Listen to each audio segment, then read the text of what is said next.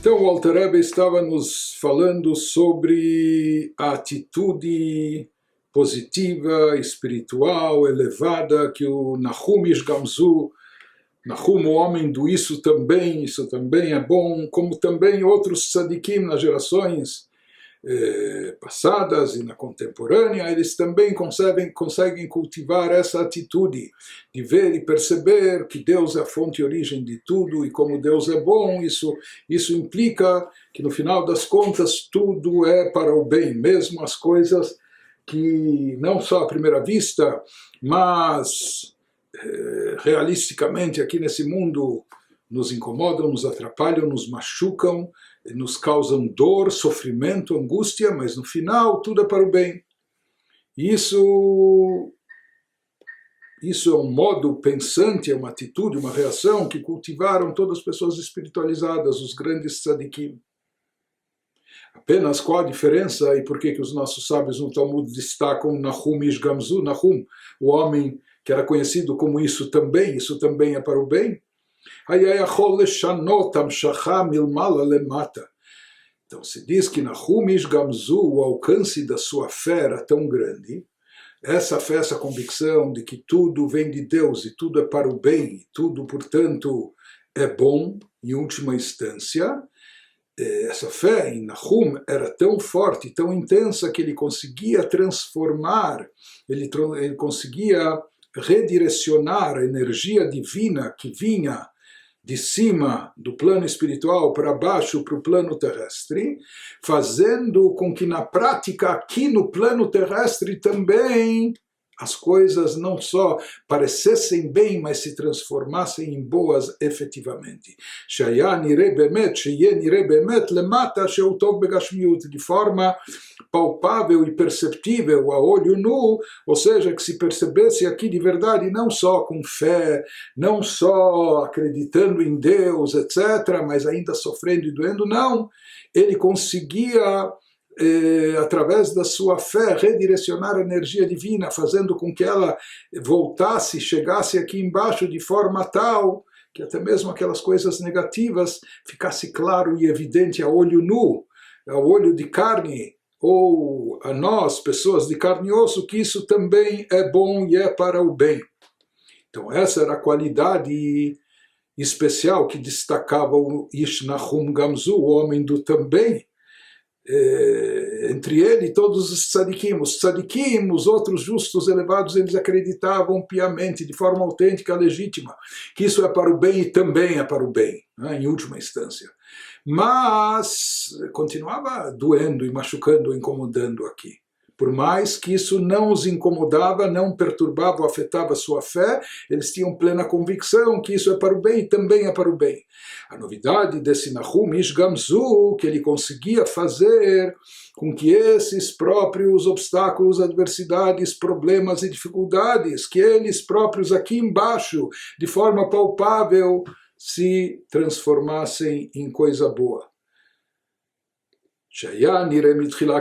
Aquelas coisas que a priori pareciam más e ruins, ou evidentemente e efetivamente eram más e ruins, que isso se transformasse em algo bom de forma explícita e evidente, a olho nu, que mesmo não só almas, anjos ou tzadikim espiritualizados pudessem acreditar e saber que isso é bom, mas não qualquer pessoa constatasse a olho nu que isso de fato é bom, como o Talmud nos conta exemplos disso na vivência desse Nahum Ish Gamzu. Como ele tinha esse poder, ou esse alcance, que nosaf lazer Nahum Ish Gamzu yitbonen veikir besichlo. Se fala que a grandeza do Nahum, desse sábio, desse tzadik, não consistia apenas no fato dele saber meditar, refletir e com isso se conscientizar, absorvendo e se imbuindo dessa não só fé, mas também convicção a nível mental e intelectual, que a fonte do mal também é boa e tudo, portanto, é para o bem. Mais do que isso, ele tinha um poder de manipular ou reverter essa atração da energia divina, como ela era trazida e desencadeada de cima do plano espiritual celeste para baixo para o plano terrestre material, mas tudo isso começava com esse ponto que ele se remetia até a fonte, como nós falamos, ou seja, ele se conectava à fonte e origem de tudo, do próprio mal, do mal presente no mundo, etc. Já que ele era uma pessoa tão espiritualizada e ele tinha essa capacidade de se desprender do plano físico material e conseguia se elevar espiritualmente até os planos celestiais mais elevados. Então, com isso, ele conseguia elevar também a energia vital presente nos acontecimentos negativos aqui nesse mundo. Ele conseguia levar junto consigo e conseguia atingir e chegar até a fonte original de tudo, onde na fonte, como nós sempre falamos e repetimos, lá tudo é bom, porque a fonte é divina. Então, lá nessa fonte e na fonte divina, nada, como já comentamos outra vez, nada tem um formato específico ou nada está delineado de uma maneira específica. Então, essa energia pode ser redirecionada de uma outra forma e maneira, com uma outra roupagem, e chegando a esse mundo, uma roupagem apenas positiva. Isso era o que esse Nahum Ish Gamzu conseguia produzir. Ou seja, que ele redirecionava, modificava o tipo de atração da energia divina, fazendo com que agora ela descesse e voltasse ao mundo de uma forma explicitamente boa e positiva, de forma que até o olho nu pudesse constatar aqui no plano terrestre físico que isso é bom e é para o bem. E esse é o significado daquele conceito cabalístico que mencionamos, de Amtakata Dinim Beshorsham,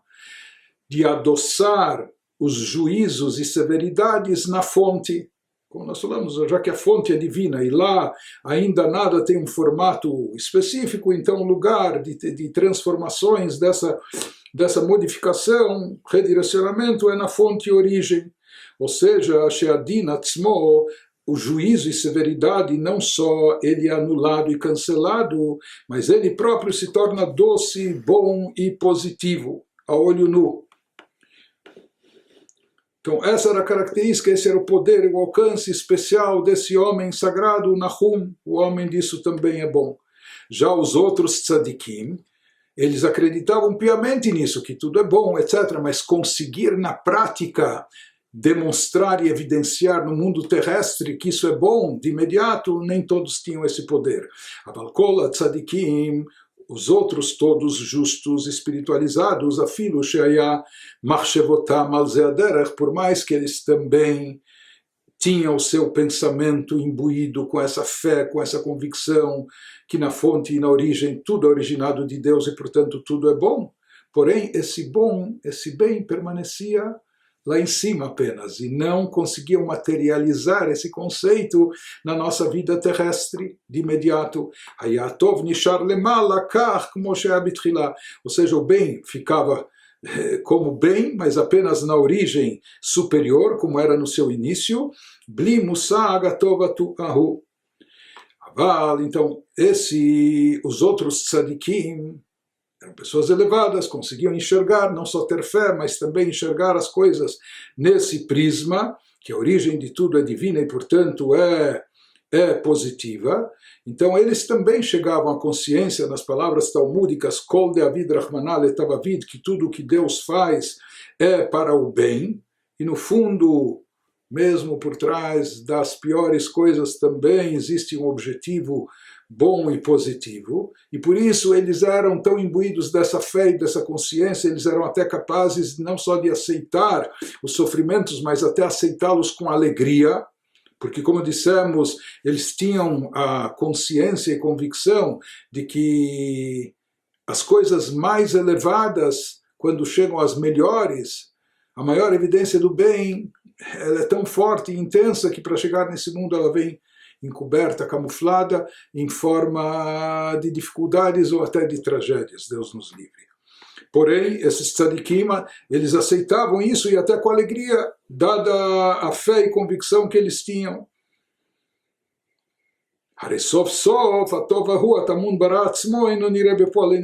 Por mais que muitas vezes eles não conseguiam ver a olho nu aqui no plano físico e terrestre como isso de fato é bom. Enfim, aqui ele nos explicou como encarar o mal, como os tzadikim têm essa habilidade, como nós devemos procurar emulá-los, imitá-los, seguir no seu caminho. Voltando ao tema de abertura desse discurso racídico. Nos diz o Alter Rebbe, Vezeu Inyan Nechasha Nechoshet. Quem se lembra daquilo que nós falamos quando houve aquele problema, aquela mortandade no deserto, então Deus dá uma ordem para Moshe que ele coloque em cima de um mastro alto algo com o formato de uma cobra, de uma serpente. Ele faz de fato uma serpente de cobre,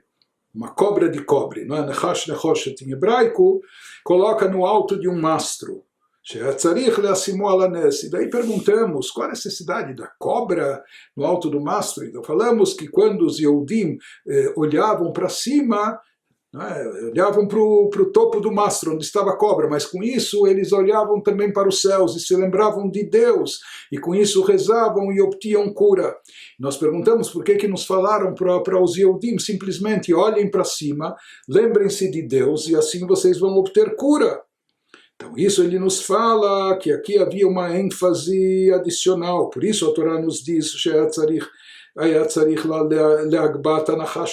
que era necessário colocar a própria cobra em cima, porque se judeus estavam morrendo por picadas venenosas de cobras e serpentes, aqui era necessário algo mais, conscientizar a todos que no fundo, até a cobra, a serpente, ou as coisas más e ruins que atacam a pessoa, no fundo tudo vem de Deus. E no momento que se isso está acontecendo é porque tem uma razão de ser, e no momento que você perceber isso e se conscientizar disso, essa é a forma de você neutralizar esse mal aqui embaixo. Que a Kadosh Baruch Hu Ratzah Shelo Bilvad Sheitrabeu Mineshihat Anachash. Na verdade, Deus queria não apenas que eles se curassem das picadas das serpentes, mas mais do que isso, que eles entendessem que até aquela picada, às vezes nós recebemos na vida picadas, às vezes nós recebemos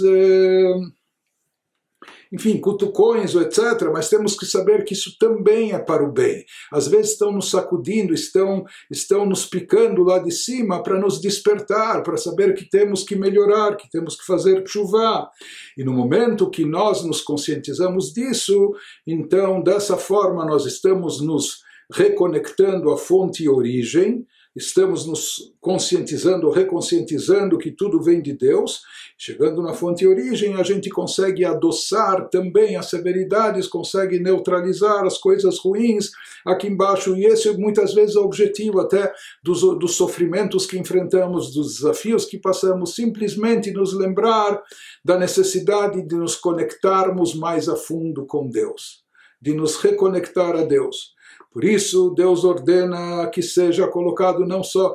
que eles olhem para cima, mas que seja erguido um mastro, e no topo desse mastro, o que havia? Uma serpente, uma cobra. Isso era para transmitir essa mensagem que até a cobra, a serpente que pica, que espeta, mas quando elevada para a sua fonte e origem, nós vamos nos conscientizar que isso também é para o bem, para